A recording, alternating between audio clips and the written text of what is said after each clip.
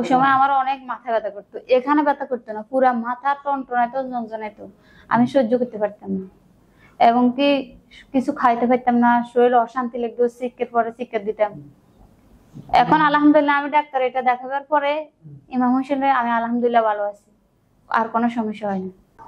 কিন্তু ওই সময় তো রোগটা ধরতে পারে না। কেন আম্মা?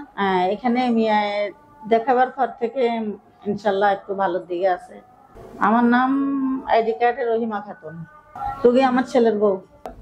কবিরাটের পূর্বে ওনার আচরণ ছিল মানে এই একটু শিকার বিকার করতো, পরে মাথা ব্যথা করে এগুলা বলতো, শুকনো উল্টাইতো, অস্থির অস্থির। আর হিসামে বড় বড় শ্বাসি করবো, আর নিজে মানে ফেরেশান কিরকম জানি একটা হাউ হাউ মাউ করতো আর কি।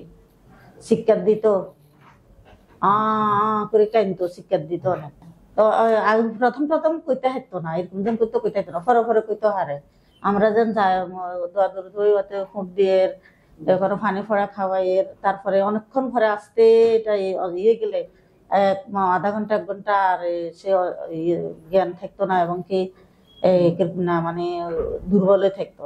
ইনশাল্লাহ ভালো যাই, ভালো আছে, অনেক ভালো আছে।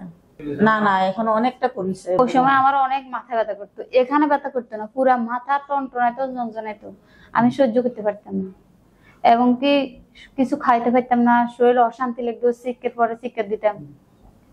এখন আলহামদুলিল্লাহ আমি ডাক্তার এটা দেখাবার পরে ইমাম হোসেনে আমি আলহামদুলিল্লাহ ভালো আছি, আর কোনো সমস্যা হয় না। এখন বুঝতে পারছি যে এই ডাক্তারের ওষুধে আমার কাজ হয়েছে।